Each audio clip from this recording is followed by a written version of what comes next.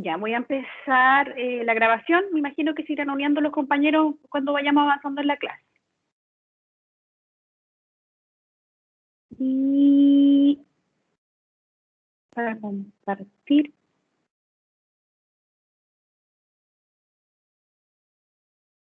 Se ve el PPT, ¿verdad? Sí, profe, sí se ve.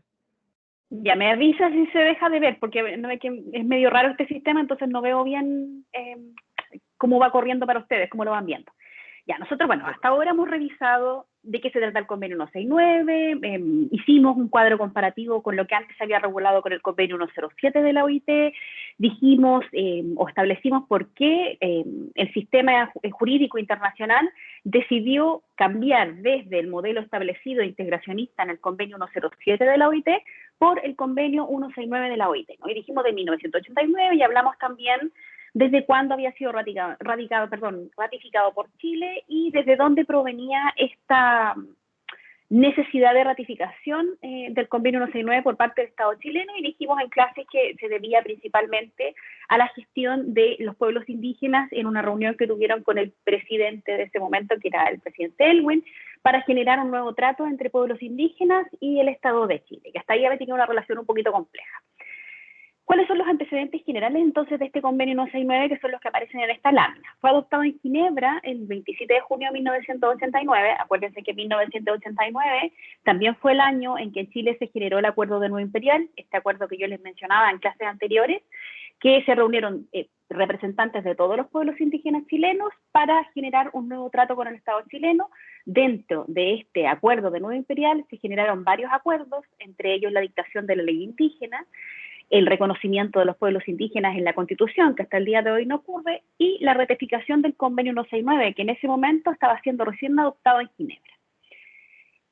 Tiene vigencia este convenio 169 desde el 5 de septiembre de 1991, y los países que han ratificado este convenio, encontramos Argentina, Bolivia, Brasil, Chile, Colombia, Costa Rica, República Dominicana, Ecuador, Guatemala, Honduras, México, Paraguay, Perú, Venezuela, Dinamarca, España, Noruega, los Países Bajos, Nepal y Fiji.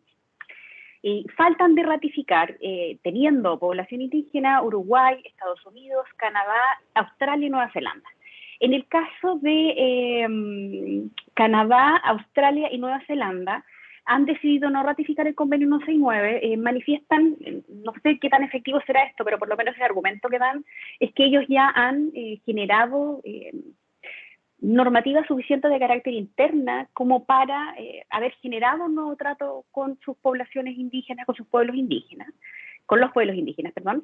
Esto puede ser cuestionable, pero en general tienen un mejor trato y una mejor regulación en estos países, y en el caso de Canadá, los pueblos originarios ya son reconocidos como primeras naciones, y de hecho se les llama de esa manera y no se ocupa la terminología que yo les mencionaba en clases anteriores como la terminología errada, que era lo de las etnias.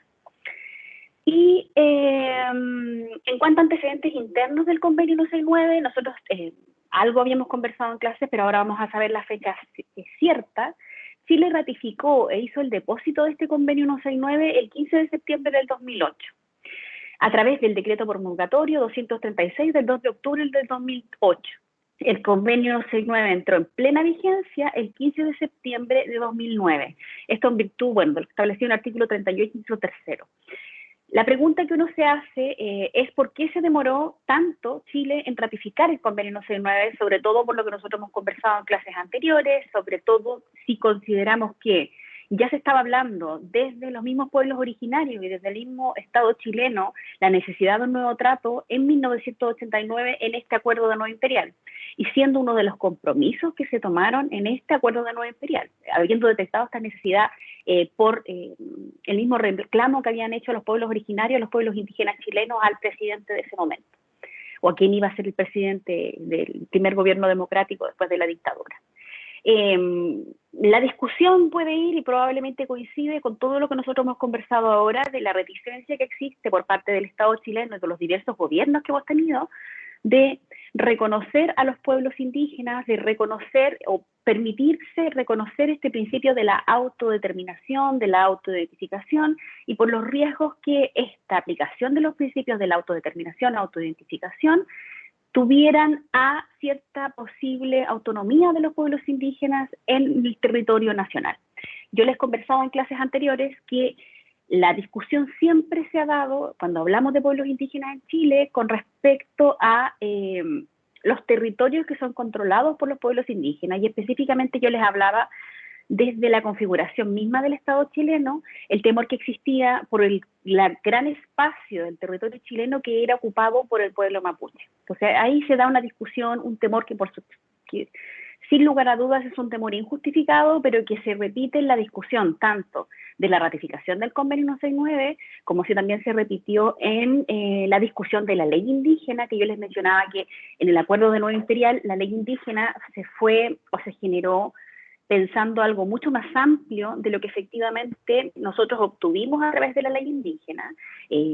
Sobre todo una de las grandes diferencias es la forma en cómo se entiende la tierra y el territorio, que yo les hablaba en clases, que el concepto que consagra la ley indígena y en general todo nuestro marco normativo nacional nos habla de un entendimiento del territorio y de la tierra como un concepto de carácter privado, más que este carácter comunitario o colectivo que nosotros entendíamos de la tierra. Además, nos encontramos antes, que también se los había conversado en clases, en una discusión que se dio ante el Tribunal Constitucional, el fallo del Tribunal Constitucional Rol número 309 de 4 de agosto del año 2000 y el Rol 1050 de fecha 3 de abril de 2008, porque también existía alguna duda sobre qué normas del Convenio 169 eran de carácter autoejecutable, y también otro de los temores que existía con respecto al Convenio 169 se relacionaba con el trámite de la consulta indígena que se encuentra regulado en el artículo 6 del Convenio 169. Entonces esa fue otra de las dudas o de los conflictos que tuvo Chile para ratificar el Convenio 169, y también entendiendo que nuestra economía se fundamenta principalmente en una economía de carácter extractiva, es decir, nosotros sacamos elementos, extraemos elementos de la naturaleza y de eso nosotros no generamos productos, sino que entregamos concesiones sobre esta extracción de recursos naturales. Ese es nuestro modelo en general. Nosotros no tenemos en general mayor producción o trabajo de estos elementos que nosotros retiramos de la naturaleza o que permitimos que terceros retiren. Entendido eso, en general existe una coincidencia, coincide el territorio sobre el cual se ejercen estos negocios extractivos con territorios que ancestralmente son reclamados por pueblos indígenas. Y esto nosotros no solamente estamos hablando en el caso del sur de Chile y en el caso de se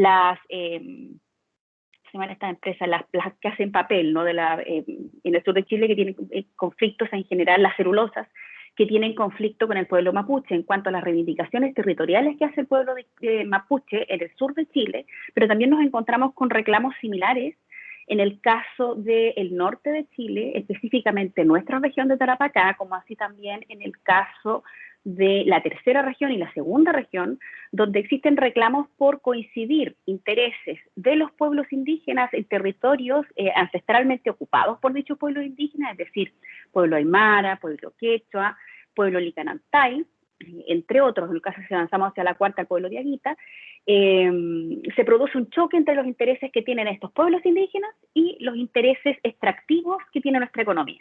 Entonces, ¿qué es lo que decía el Estado chileno? ¿Dónde estaba la duda o el miedo de ratificar el Convenio 169?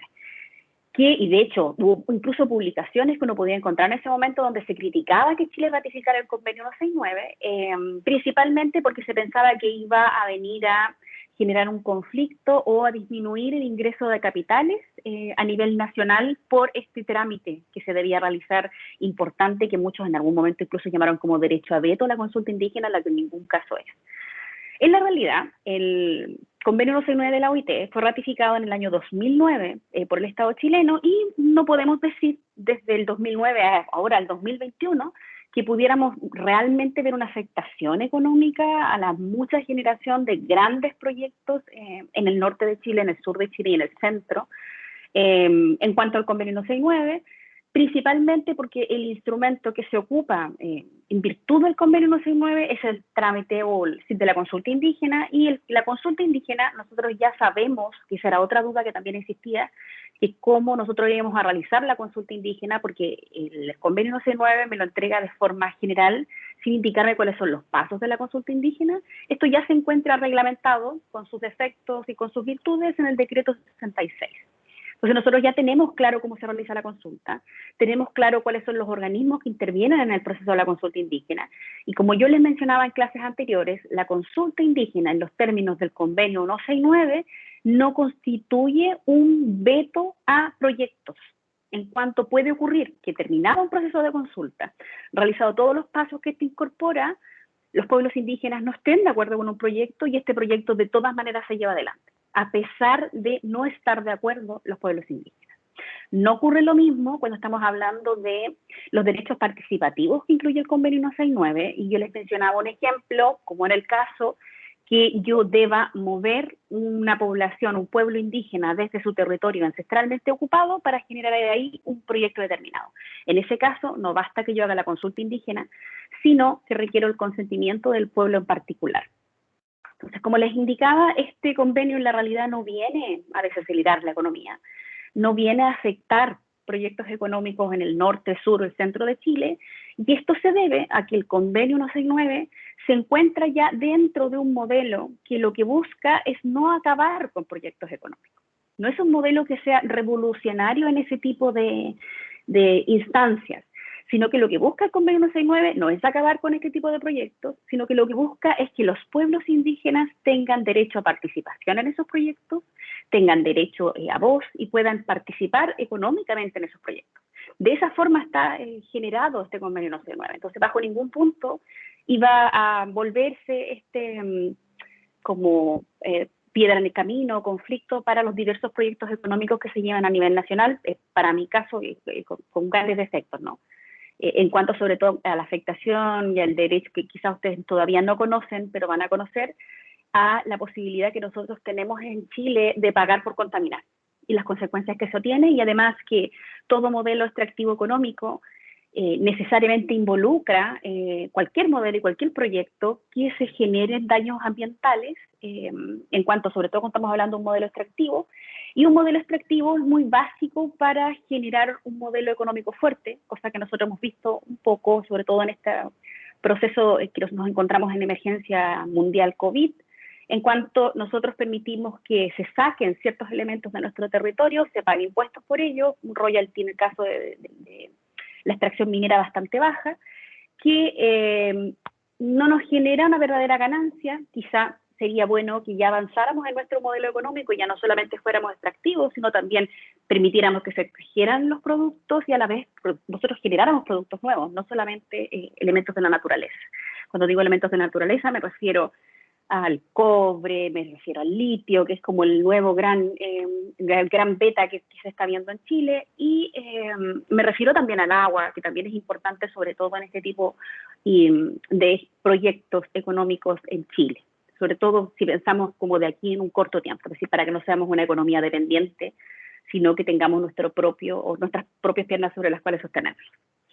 El convenio 169 de la OIT, nosotros ya hemos conversado de forma general cuándo se ratificó, cuál es en el caso de Chile y cuándo se generó a nivel mundial. Hemos indicado quiénes son los estados que lo han ratificado actualmente, hemos indicado también por qué Chile demoró tanto en ratificar el convenio 169, y también es importante que tengamos claro a quiénes se aplica este convenio 169. Nosotros sabemos que el convenio 169 se aplica primero a pueblos tribales, y nosotros hicimos una distinción dentro de las primeras clases de qué entendíamos por pueblos tribales y qué entendíamos por pueblos originarios. Por pueblos tribales, en países independientes, me dice el convenio, cuyas condiciones sociales, culturales y económicas les distingan de otros sectores de la colectividad nacional y que estén regidos total o parcialmente por sus propias costumbres o tradiciones o por una legislación especial. Además, este convenio 169 se aplica a los que sean independientes, considerados indígenas, por el hecho de descender de poblaciones que habitaban en el país, en una región geográfica a la que pertenece el país en la época de la conquista, o la colonización o del establecimiento de las actuales fronteras estatales, y que cualquiera sea su situación jurídica, conservan todas sus propias instituciones sociales, económicas, culturales, políticas o parte de ellas. Este es a quienes se aplica este convenio 169 de la OIT, es decir, el convenio 169 de la OIT no solo se aplica a lo que nosotros entendemos como pueblos indígenas nacionales, que son estos 9, 10 pueblos que establece la ley indígena, sino también se aplica a los pueblos tribales. Y yo les indicaba en clases anteriores que los pueblos tribales se refieren a aquellos grupos humanos que fueron traídos por la fuerza a este territorio nacional latinoamericano a ejercer ciertas funciones y ciertos trabajos forzados en nuestro territorio. ¿Por quiénes? Por quienes realizaron este proceso de colonización aquí en Chile y en Latinoamérica en general. Por eso yo les hablaba en clases anteriores también de los afrochilenos, los afrodescendientes. Les hablaba principalmente porque son uno de los que más suenan a nivel nacional en cuanto a la reivindicación de sus derechos y a la aplicación del convenio 169, que es los afrodescendientes, los afrochilenos de la región de Azapa de Arica. Son los que más han reclamado y de hecho figuraron mucho en esta última discusión por los escaños reservados en el proceso constituyente actual de la nueva constitución, que en algún momento, entendiendo la forma que es reconocido en el convenio 169, se buscó que fueran incorporados con un escaño especial para los afrodescendientes, lo que al final de la tramitación no pudo obtenerse porque toda la discusión por los escaños reservados en Chile para esta constituyente, para los pueblos indígenas, estuvo muy, muy, muy reñida. Fueron muchas las sesiones en las cuales se debatió y de hecho estábamos casi encima del proceso y todavía no se definía si iban a existir o no los escaños reservados. Lo que en todo lo que hemos conversado hasta ahora nos indica que lo importante o lo relevante, más allá de la discusión que se da sobre si los escaños reservados incluyen o no todo aquello que los pueblos indígenas reivindican y exigen, es una buena señal, entendiendo que nuestra constitución, ninguna de nuestras constituciones ha reconocido a los pueblos indígenas. Entonces, de esa forma podemos ver éxito o una ventaja al hecho que por lo menos este nuevo texto constitucional va a tener asegurada la participación de representantes de los pueblos indígenas, más allá de otros candidatos que quizá no se van a presentar como pueblo indígena, pero que se reconocen como tales, pero como constituyentes generales.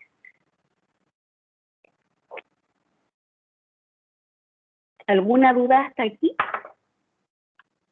Profe, yo le quiero hacer una pregunta. Es de lo último que Dígame. estaba hablando.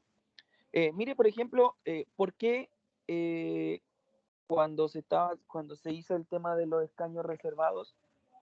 Le pregunto porque lo que pasa es que yo participé en el seminario, bueno, la mayoría de los que estamos acá, participamos en el seminario de Derechos Humanos organizado por el profe Juan Pedro. Ya, sí. Ya, entonces yo invité a una concejala que que se está postulando como constituyente, que es la señorita Catalina, y ella me explicaba, por ejemplo, que el proceso de firmas o el proceso de elección tiene que ser solamente por los pueblos originarios, no puede ser por la ciudadanía. Entonces, en el caso, si se supone que se está ratificando un convenio, se supone que se acusa, porque siempre se ha acusado discriminación hacia ellos, ¿por qué nosotros no podemos participar de ese proceso si, por ejemplo, usted o el profesor Juan Pedro se han dedicado a la lucha de sus mismos derechos? ¿Por qué no se puede, por qué la ciudadanía no podría votar, por ejemplo, en este caso yo, si yo me siento identificado por la señorita Catalina? Porque yo pienso que han sido vulnerados sus derechos, yo pienso que han sido pasados a llevar sus derechos, yo pienso que no han sido reconocidos sus derechos, y yo pienso que el Estado de cualquier partido político ha cometido abuso porque no se le ha dado la categoría que ellos requieren. ¿Por qué yo, por ejemplo, no podría votar por ellos y sí tendría que votar por una persona, por darle un ejemplo, que sea como yo o que no venga de una descendencia? ¿Por qué se comete esa discriminación? O sea, si usted me dice que no hay discriminación, yo lo entiendo, pero yo le estoy preguntando como pregunta personal. Es como yo lo veo así, porque yo hablé con ella y yo le dije, o sea, ¿por qué yo no puedo dar mi firma? Porque ella es independiente, porque yo no puedo dar mi firma para que usted pueda participar de este proceso constituyente. Esa es la misma pregunta. O sea, no tiene nada que ver con esto, pero se lo aprovecho de preguntar. No, sí tiene que ver. Tiene que ver, porque finalmente es lo que estamos hablando, si está bien. No, mira, es una duda muy válida, es una discusión que se da no solamente que en Chile, se da en diferentes lados. Tiene que ver con el principio de la autoidentificación que no tiene un pueblo indígena. No tiene que ver con un sentido de discriminarnos, como que se discrimine a quien no esté o no sea parte de este pueblo o no se sienta parte de este pueblo. Tiene que ver con la posibilidad de que los pueblos indígenas tengan voz y voto por sí mismos, porque ¿qué pasa? ¿Qué pasa si nosotros dejáramos, porque de hecho también se discuten a los escaños reservados, qué pasa si se dejara abierto para que todos nos autoidentificáramos y nos inscribiéramos en diferentes pueblos? Puede ser que un gran grupo de nosotros vaya a manipular la votación y no vayan representantes que verdaderamente quienes verdaderamente viven como parte de ese pueblo indígena, quienes verdaderamente son participantes de ese pueblo indígena, no estoy hablando en particular suyo, no, sino en general, van a ser escogidos. Porque en la realidad, la población que se identifica como chilena, sin identificarse como parte de un pueblo indígena, es la gran mayoría en Chile. Los pueblos indígenas, incluso el mapuche, que sería el que más población tiene, aún así estarían en desventaja numérica con aquellos que se identifican como chilenos. Y yo les mencionaba en clases anteriores que aquellos que se identifican como chilenos, aparte, han pasado por todo un proceso donde hemos olvidado un poquito nuestras raíces indígenas, hemos olvidado nuestro carácter mestizo, y muchos tienen como un criterio que más bien se creen occidentales y creen que no es el caso del profesor Juan Pedro, no es su caso, no es mi caso, porque nosotros hemos trabajado por tratar de reidentificarnos, participar con los pueblos indígenas, defenderlos, trabajar con ellos, representar sus intereses, cierto. Pero nosotros, ¿qué es lo que se discutió? Y insisto, es una discusión que siempre se da, es que ojalá los escaños reservados y quienes sean escogidos en estos escaños reservados sean verdaderamente representantes, escogidos válidamente por quienes son y se identifican como parte de ese pueblo indígena. Y esa fue la discusión que se dio. Y esa discusión que se da acá en Chile, se da en otros lados. Por ejemplo, yo participé en un curso sobre derecho indígena en Canadá, y en Canadá también se da esa discusión de, bueno, ¿por qué porque incluso en Canadá son aún más drásticos, porque en Chile, para nosotros identificarnos como parte de un pueblo indígena, uno puede obtener una constancia de que uno es parte de este pueblo indígena yendo a CONADI diciendo que sí, uno se encuentra entre esos apellidos, todo lo que dice el artículo 3 de la ley indígena. E incluso yo podría generar una declaración jurada donde yo digo que yo me siento identificada con los principios de ese pueblo indígena y soy parte de ese pueblo indígena. Y que de hecho ocurrió en el caso de los escaños reservados ahora. Hubo mucha gente que sacó esas declaraciones a fin de poder votar en este proceso. ¿Me entiende la discusión? Sí, profe. Pero ahí está el debate, ¿no? Porque claro, es complejo, es una situación compleja, porque claro, alguien podría decir, sí, pero si con eso se restan de la mayoría. En mi caso yo creo que no, yo coincido que está bien que los escaños reservados se escojan de esa manera, es decir, que quienes voten verdaderamente sean parte de los pueblos indígenas nacionales o se identifiquen como parte de esos pueblos indígenas, a fin de que este voto no se vuelva o no sea abusado por terceros que quieran aprovecharse de esta posibilidad de votar por el escaño reservado. Que no es, por supuesto, su caso, no es mi caso, no es el caso del profesor Juan Pedro, pero quizá otros sí podrían hacerlo, ¿me entiendes? Entonces, uno podría votar, tiene que ver, no sé, en el caso de nuestros constituyentes, nosotros veremos cuál represente mejor nuestros intereses o quién creamos nosotros va a representarnos mejor en el proceso constituyente. Lo mismo quieren los pueblos indígenas y tribales. Le comento además que en el caso de la discusión de los escaños reservados fue muy, muy interesante, porque en el momento que se estaba discutiendo todo esto y por quienes estaban participando activamente de este debate en el Congreso, se generó una discusión por parte que vino desde los mismos pueblos indígenas, específicamente desde el pueblo quechua y aymara en el norte de Chile, donde ya no solamente se exigía que estos escaños reservados, y se consideraban que eran muy poquitos, entendiendo la masa total de constituyentes, sino que existiera una asamblea constituyente indígena. Entonces, asamblea constituyente indígena que sacara un texto paralelo que solamente incluyera aquellos intereses, principios de los pueblos indígenas. Entonces la discusión es amplia, y fue una discusión sumamente importante que se dio en el Parlamento, y como le digo, se juntaron muchas veces que se quedaron hasta altas horas de la noche, los parlamentarios con la participación de los pueblos indígenas, buscando llegar a algún acuerdo nacional para generar los escaños reservados. Y finalmente se obtuvo de esta manera. No es el mejor proyecto, no es la mejor forma de participación, pero yo soy de aquellos que cree que es un avance que tengamos los escaños reservados. Y entiendo que exista un principio o que permita que los pueblos indígenas puedan votar, quienes puedan votar sean parte de los pueblos indígenas. Ahora, los mismos pueblos indígenas, cuando estaban debatiendo el escaño reservado, pidieron de que se permitiera votar por principio de la autodeterminación, es decir, que no existiera un registro de quienes son parte de los pueblos indígenas. Entonces, que pudiera, y en ese caso, y esto lo estoy diciendo desde los mismos pueblos indígenas que estaban pidiendo esto, si yo me siento parte del pueblo mapuche, yo podría haber pedido votar por los escaños reservados y votar por una representante o un representante del pueblo mapuche, sin que se me pidiera que yo estuviera dentro de un acta especial o de que tuviera esta constancia que les da CONADI.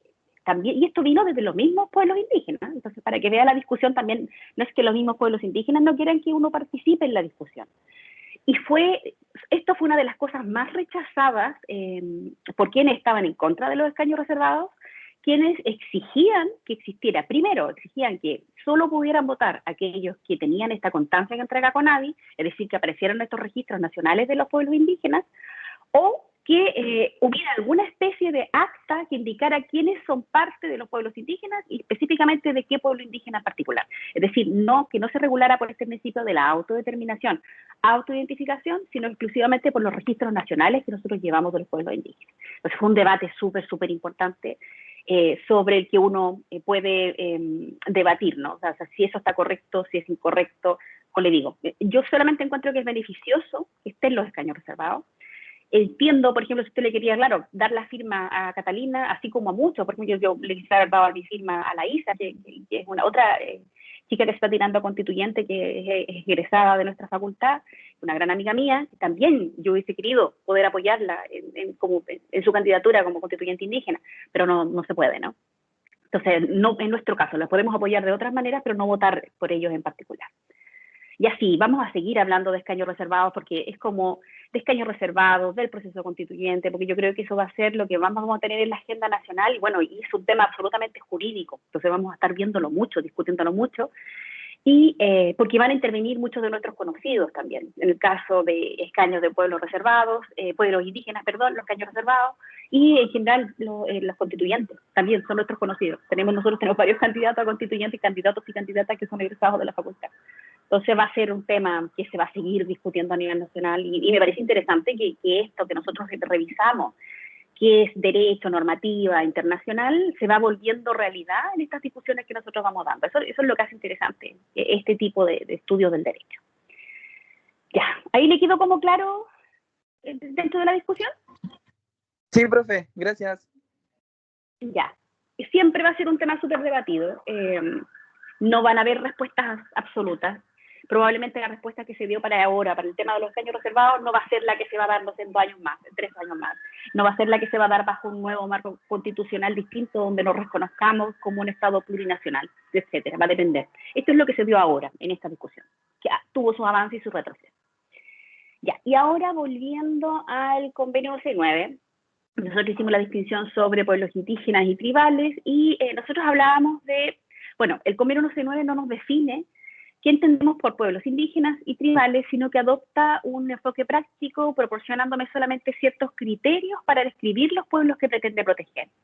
Un criterio fundamental para la identificación de los pueblos indígenas y tribales es este principio que hablábamos sobre los escaños reservados, que es de la autoidentificación, además de los criterios que se indican a continuación. Y esto se refiere, ¿y por qué lo hace de esta manera?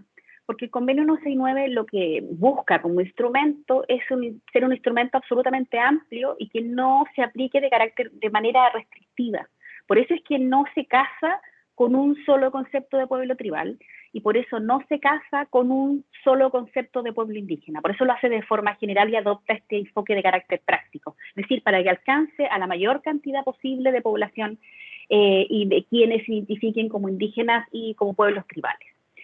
¿Y qué es lo que nosotros sabemos sobre este convenio, ¿no? Bueno, ya hablamos sobre su ratificación, dijimos que se aplica exclusivamente a pueblos indígenas y tribales, Dijimos además que esta aplicación a pueblos indígenas y tribales es a un concepto amplio, no restringido de pueblos indígenas y tribales, y hasta la fecha, como hemos mencionado, ha sido ratificado por 20 países, y una vez que se ratifica el convenio, el país que así lo hace cuenta con un año para alinear su legislación, que es una de las críticas que se le ha hecho a la ratificación que Chile hizo al convenio 169, en cuanto a la realidad no ha debido a modificar su legislación, por lo menos de forma explícita, para adecuarla al convenio 169. Y estoy hablando específicamente, que es el área de investigación que yo más trabajo en derecho indígena. La forma en que nosotros regulamos el agua en Chile, bajo ningún punto podríamos entender que sea adecuado en algún grado al convenio 169. Y ahí podríamos ver una falta importante a este deber internacional que tiene el Estado chileno en virtud del convenio 169. Bueno, no solamente tiene que alinear la legislación, sino también las políticas y programas antes de que el mismo devenga jurídicamente vinculante. Los países que ratificaron el convenio están sujetos a supervisión en cuanto a su implementación.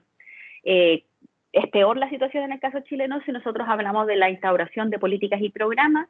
No podría decir yo en la actualidad que nosotros tengamos como un criterio transversal la aplicación del convenio 169 o la aplicación de los principios que en este se encuentran, por lo menos en la forma en que se están dictando las cosas ahora y en el último tiempo en general.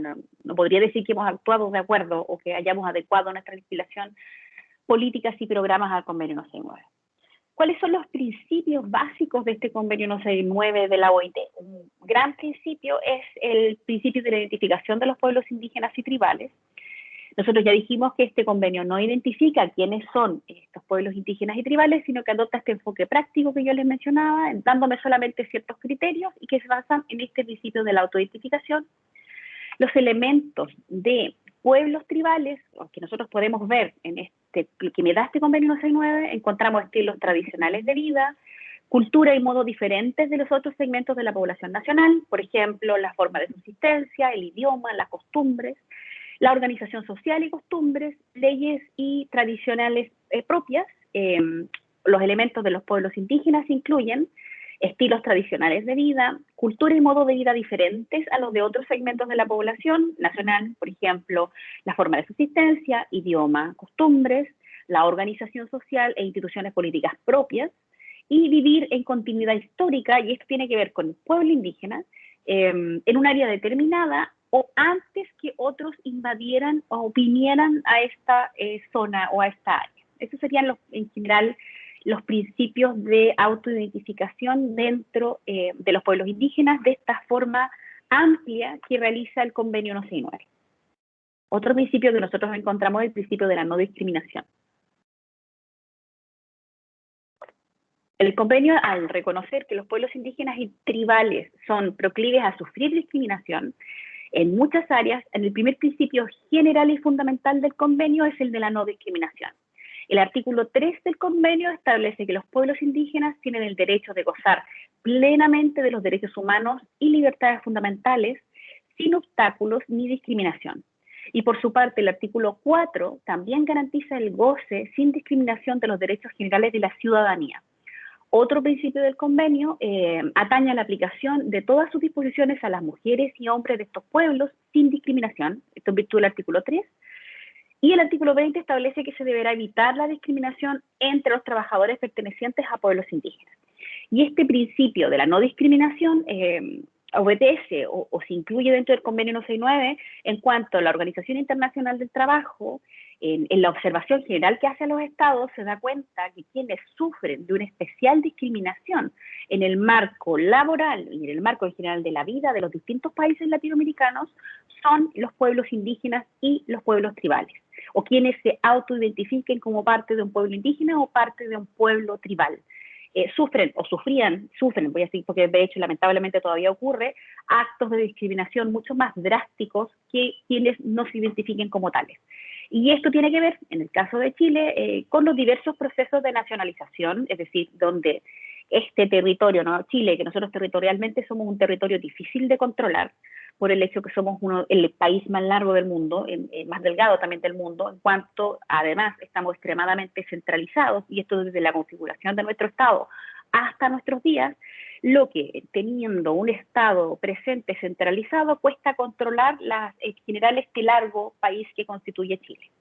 Como esto ocurría, hubo grandes esfuerzos en crear un sentido nacionalista, nacional chileno, de pertenencia, donde en este concepto nacionalista, nacional chileno, que es una construcción, por supuesto, se excluye la visión de los pueblos indígenas y se excluye la visión de los pueblos tribales, como parte integrante de este Estado-nación, plurinacional, que en la realidad nosotros no tenemos consagrado de esa manera en la Constitución.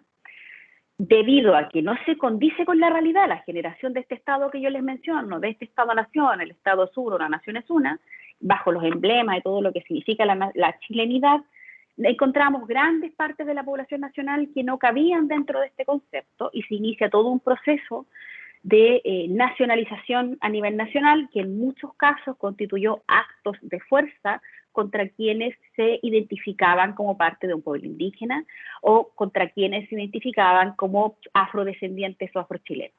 Entonces, claro, como se aplicó fuerza por estas brigadas nacionalistas a nivel nacional para adherirse a este concepto de la chilenidad, podemos, por supuesto, entender que nos encontramos ante muchos actos de discriminación que se perpetúan en el tiempo. Es decir, si bien hoy en día no podemos decir que es igual como era hace, no sé, 50 años, todavía continúan ciertos estereotipos negativos con respecto a lo que significa ser parte de un pueblo indígena, con respecto a lo que significa ser parte de un pueblo tribal. ¿Y esto por qué se hace? Se hace con la intención de integrar a ese pueblo indígena, integrar a este pueblo tribal a esta noción de Estado nacional, un Estado, una nación que tiene nuestra Constitución. Y que se queda en un modelo antiguo, que yo les mencionaba, legislativo, donde nosotros lo que hacemos es tratar de no reconocer la diferencia, sino de incorporar la diferencia dentro de un concepto igualitario que por supuesto excluye ciertas individualidades. Otro principio que nosotros encontramos en este convenio 169 de la OIT es con respecto a ciertas medidas especiales. Como respuesta a la situación vulnerable de los pueblos indígenas y tribales, el artículo 4 del convenio 169 establece la necesidad de adoptar medidas especiales para salvaguardar a las personas, a las instituciones, los bienes, el trabajo, a las culturas y al medio ambiente de estos pueblos. Asimismo, establece que tales medidas especiales no deberán ser contrarias a los deseos expresados libremente por los pueblos indígenas.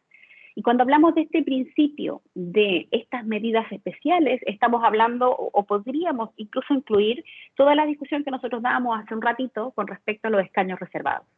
Es decir, cuando nosotros hablamos de pueblos indígenas, cuando hablamos de pueblos tribales, se deben tomar por parte del Estado de Chile medidas especiales de garantía y protección de los pueblos indígenas y pueblos tribales. ¿Y esto a qué se debe? No solamente se debe a lo que nosotros nos obligamos a través del convenio 169, sino también se debe a este mismo proceso de nacionalización que yo les mencionaba hace un rato y se debe a la configuración de la deuda histórica que se ha generado por parte del Estado de Chile con los pueblos indígenas y los pueblos tribales. Es por eso que los diversos estados latinoamericanos, no solamente el Estado chileno y no solamente los estados latinoamericanos, sino todos aquellos estados en que en su territorio todavía persistan y pervivan la cultura de pueblos originarios, es necesario que se establezcan medidas especiales positivas de cuidado y protección de los pueblos indígenas y tribales, a fin de de garantizar su permanencia en el tiempo. Lejos de lo que buscaba, por ejemplo, el convenio 107, que lo que buscaba era integrar a los pueblos indígenas dentro de un concepto mayor de Estado-Nación. Y lo último que vamos a ver hoy día, como otro principio importante del convenio 169 de la OIT, es el reconocimiento de la cultura y otras características específicas de los pueblos indígenas y tribales, donde estas culturas e identidades indígenas y tribales forman una parte integral de su vida. Sus modos de vida, sus costumbres y tradiciones, instituciones, las leyes consuetudinarias o derecho propio que yo les mencionaba dentro de las primeras clases, los modos de uso de la tierra, formas de organización social, y en general son diferentes a los de la población dominante, que es lo que conversábamos hace un ratito. El convenio reconoce estas diferencias y busca garantizar que sean respetadas y tenidas en cuenta a la hora de tomar medidas que seguramente van a tener impacto sobre los pueblos indígenas. Y ya como para la próxima clase, vamos a revisar todo lo que se trata o nosotros entendemos como la consulta indígena, que es algo que nosotros hemos conversado, hemos visto hasta este punto. ¿Qué han escuchado sobre la consulta indígena? ¿O tienen alguna duda sobre lo que hemos visto hoy día?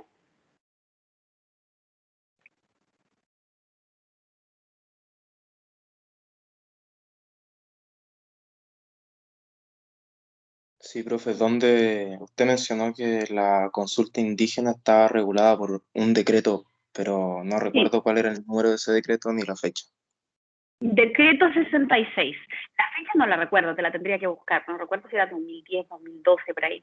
Pero es el decreto 66. Si buscas decreto 66 en el Google y pones sobre consulta indígena, te va a aparecer el decreto 66 específico. Igual voy a intentar de subírselo yo a la plataforma para que lo tengan.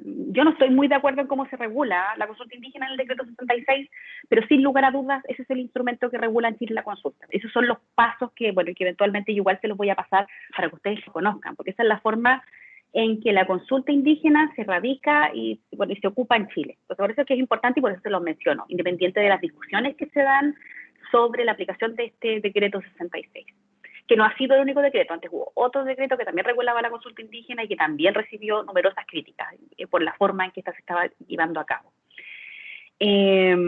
Aparte les mencioné o les preguntaba, pero no me han dicho, pero no sé si es porque no lo saben o no lo han revisado, sobre la consulta indígena. Nosotros hemos mencionado bastante hasta esta parte lo que es la consulta indígena o de qué trata esta consulta indígena que establece el convenio 169, que se regula en el artículo 6 y que vamos a revisar como principio general del convenio 169 en la próxima clase, pero de forma general les comento que la consulta indígena es uno de los instrumentos más relevantes del convenio 169 de la OIT y se trata de un trámite, una consulta que se debe realizar a los pueblos indígenas, pueblos originarios, bueno, y los pueblos tribales, en el caso de que algún proyecto de inversión, algún proyecto de explotación territorial pudiera afectar esencialmente los intereses, tradiciones y culturas que representan estos pueblos indígenas, estos pueblos tribales.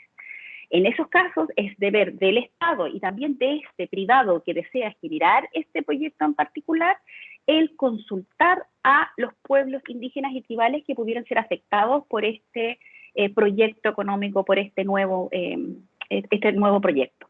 Eso es la consulta de forma general. Nosotros vamos a ver que la consulta parte para poder realizarse según los criterios que establece el convenio 169, incluye una serie de principios como esta debe realizarse de buena fe, debe realizarse de forma anterior a la ejecución del proyecto, todos principios que se encuentran de forma general presentes en el convenio 169, pero que se encuentran de forma específica en la Declaración Internacional Universal de los Pueblos Indígenas. Ahí nosotros la encontramos un poquito más específicamente tratada la consulta indígena o nos ayuda a interpretar este artículo 6 del convenio 169. Esto de forma general con respecto a la consulta, que la vamos a ver más en detalle la próxima semana. Y les comento, bueno, si están de acuerdo, les voy a recuperar una clase de la semana pasada el próximo martes. ¿Pueden el horario de clases? Sí, profe. Yo al menos sí puedo. Ya. Igual, sí, ¿pueden? Si tuvieran algún problema, Disculpe, me avisan. No me acuerdo qué hora es, creo que es como a las... No me acuerdo el horario, es en la mañana. De 11:45 a 12:45. ¿Sí? ¿Ese es el horario? Es de los martes. Creo. Sí, de los martes.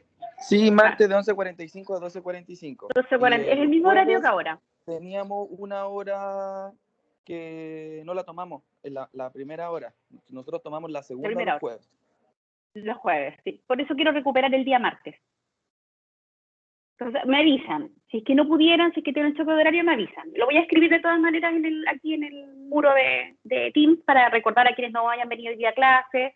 Si es que alguien tiene conflicto, me lo pueden informar a través del muro o a través del chat de Teams o a través del mail. Y siempre les digo que no me manden mensajes a través de la plataforma del aula virtual porque no me llega aviso y en general no me doy cuenta que me llegan esos avisos al aula virtual. Pero sí a través de Teams, ahí les contesto de inmediato. Así que bueno, el principio tendríamos clase Profe, dígame. Profe, nosotros en la primera clase con usted yo le comenté que nosotros teníamos choque de horario el día jueves, en la primera hora con usted. Sí, Resulta que ya no tenemos ese choque de horario. Entonces, en el caso que, por ejemplo, los que están en el paralelo, que estamos con el profesor Juan Cárcamo, el día jueves en la mañana no tenemos esa primera hora de clase. Entonces, en el caso que a la mayoría le pueda convenir, o a usted también, por su disponibilidad, también se podría ocupar esa hora del jueves en la mañana. El martes tampoco tenemos clase nosotros, entonces sí, tampoco tengo yo. verdad. Sí, podría ser que tuviéramos las 2 horas el jueves mejor. Entonces ahí recupero la hora perdida y hacemos la hora que tenemos que hacer clase y así ya tenemos las 2 horas seguidas del día jueves. Sí, mejor eso. Salvo, nuevamente, lo voy a escribir en el muro, si que alguien tiene algún conflicto me lo dice y hacemos la clase el martes, no tengo problema, ahí nos ponemos de acuerdo, pero siempre que sean las horas que nosotros tenemos clase, ¿sí? Para obedecer al horario que nosotros tenemos y ir recuperando algunas horas que nos faltaban de clase. Así que eso, en general, ¿no tienen ninguna duda de lo que revisamos hoy día?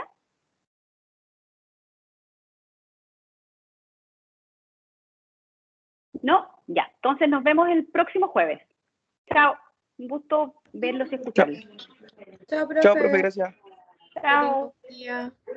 también.